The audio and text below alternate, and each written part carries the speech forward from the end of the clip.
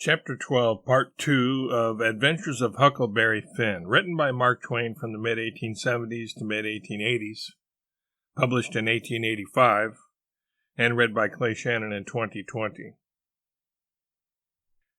Jim whispered and said he was feeling powerful sick, and told me to come along. I says all right, and was going to start for the raft, but just then I heard a voice wail out and say, "Oh, please don't, boys. I swear I won't ever tell."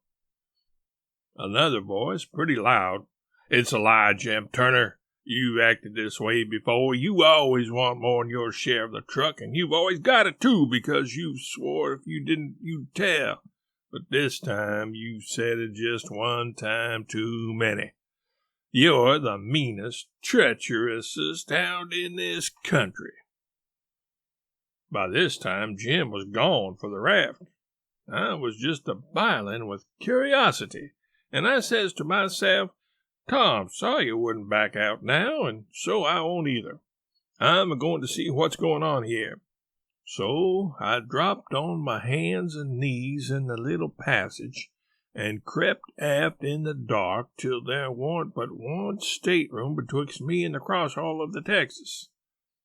Then in there I see a man stretched on the floor and tied hand and foot, and two men standing over him, and one of them had a dim lantern in his hand, and the other hand had a pistol. This one kept pointing the pistol at the man's head on the floor and saying, "I'd like to, and I order to, a mean skunk." The man on the floor would shrivel up and say, "Oh, please don't, Bill. I ain't ever going to tell." And every time he said that, the man with the lantern would laugh and say, "Indeed you ain't. You never said no truer thing than that, you betcha." And once he said, "Hear him beg. And yet, if we hadn't got the best of him and tied him, he'd have killed us both. And what for? Just for nothing. Just because we stood on our rights. That's what for. But I lay you ain't a-going to threaten nobody any more, Jim Turner. Put up that pistol, Bill." Bill says, "I don't want to, Jake Packard. I'm for killing him. And didn't he kill old Hatfield just the same way? And don't he deserve it? But I don't want him killed, and I've got my reasons for it." "Bless your heart for them words, Jake Packard. I'll never forget you long as I live," says the man on the floor, sort of blubbering. Packard didn't take no notice of that, but hung up his lantern on a nail and started towards where I was in the dark and motioned Bill to come. I crawfished as fast as I could, about 2 yards, but the boat slanted so that I couldn't make very good time.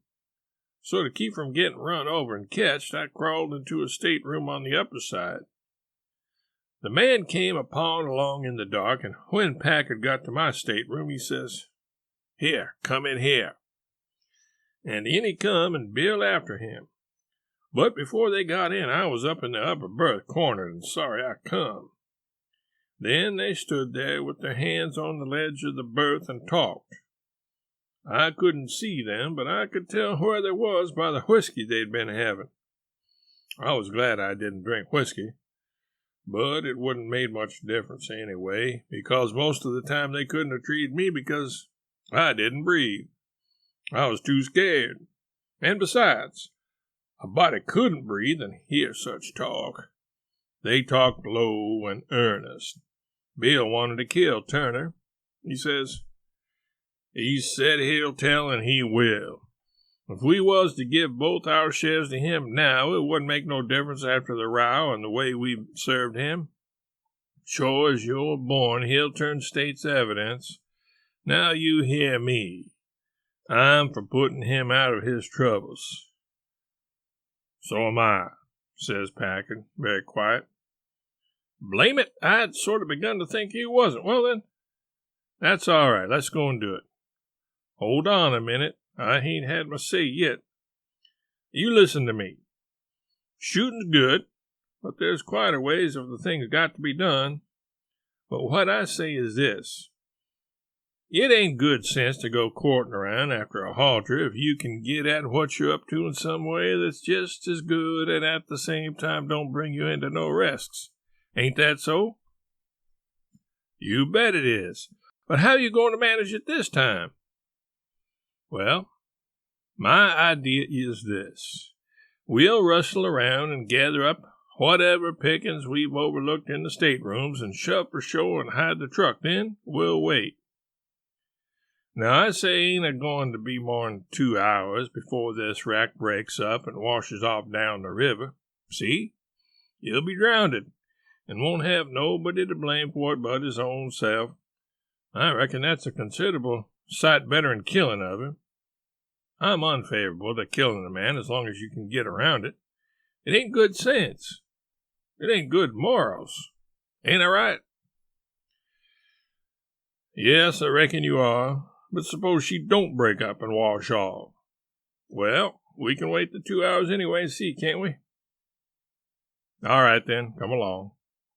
So they started, and I lit out, all in a cold sweat, and scrambled forward.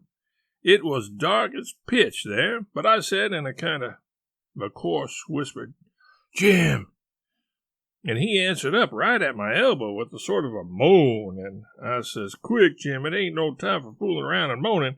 There's a gang of murderers in yonder, and if we don't hunt up their boat and set her drifting down the river so these fellows can't get away from the wreck, there's one of them going to be in a bad fix. But if we find their boat, we can put all of them in a bad fix, or the sheriff will get them. Quick, hurry. I'll hunt the larboard side, you hunt the starboard. You start at the raft and... Oh, my lordy, raft? There ain't no raft no more. She done broke loose and gone. And here we is.